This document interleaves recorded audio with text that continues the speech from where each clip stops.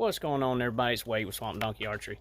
So I got a video I'm going to do today. No, I'm not in my shop. I'm just going to try to do this one real quick while I happen to have some targets with me. I want to explain the difference in between IBO and ASA scoring. I know when I first got back into archery, I was kind of, which one's what ring, what means what when it comes to these 3D targets. So if that's something you're interested in, stick around. That's what we're about to go over.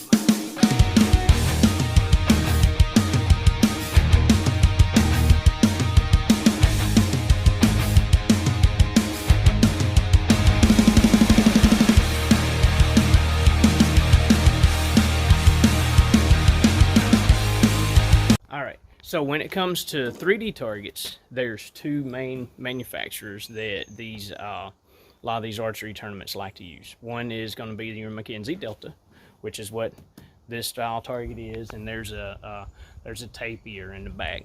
We call that the Panda Fin. That's what I call it. That's its affectionate name. So I want to explain the difference in between IBO and ASA scoring. So you got your target itself anywhere on the body here, even down to the foot. If you hit it on foam, it's 5 points. Now that goes for ASA and IBO. Okay. Now if this was, say, like a turkey standing in front of a stump, and you could see the stump here, behind the turkey, and you hit the stump, not the turkey itself, that's a on target 0. So you have to be on the animal itself. I mean, you can even be in the ear. As long as it sticks in, it counts for 5. Now I'm gonna flip this camera around and I want to show you the actual kill zone on this. Okay, so this line right here is the 8 ring.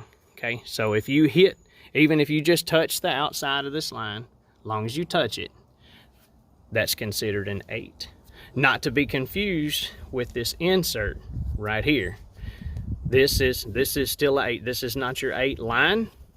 A lot of people see this and think this is the 8, and they just knock this one out of play. I don't understand why they do that. So this is 8 all the way in till this smaller ring here.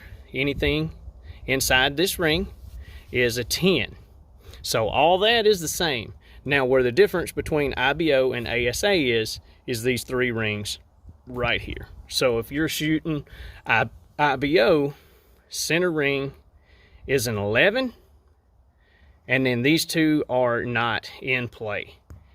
This is a bonus ring. This is a 14. This is only in play in certain instances. I think this is in play in IBO, but ASA is not in play unless it's on a bonus target, if I remember right. You might want to fact check me on that, but I shoot ASA mainly, and I know the 14 is not in play except for on bonus targets. Okay, these 2 are not in play in IBO. In ASA, this is the lower 12, this is the upper 12. The lower 12 is always in play unless you call upper 12. If you call upper 12 and shoot at the upper 12, you have to call upper 12 before you draw on the target. Now if you call upper 12, you shoot at the upper 12 and you hit this lower 12 right here, that's still considered a 10. If you shoot at the 10 and you don't call upper and you hit upper, that is a 10 as well. So the upper 12 is kind of a tricky one. So you just got to make sure if you want upper 12, you call it, and then that way you get it. But other than these three rings right here and your 14, the 5s, 8s, and 10s are all going to be the same. So that is the difference in between ASA and IBO scoring, unless it's a live animal like this. I don't know what this would count right here, but yeah, so that's it. And like I said, your two main targets are going to be Mackenzie Delta and the Reinhardt. A lot of the Reinhardts you can buy strictly IBO, and they're not going to have the 12s. They're only going to have the center 11. So that's about all that I have for telling you the difference between IBO and ASA. Watch out, that cat back here is going to get you. So if you got any other questions on anything, holler at me and let me know. Hit me up in them comments down there. Be sure and give me a thumbs up. Sub to the channel, hadn't already done it. Follow me on all my social media platforms, Swamp Donkey Archery on Instagram and Facebook. Y'all have a good one. It's Wade with Swamp Donkey Archery.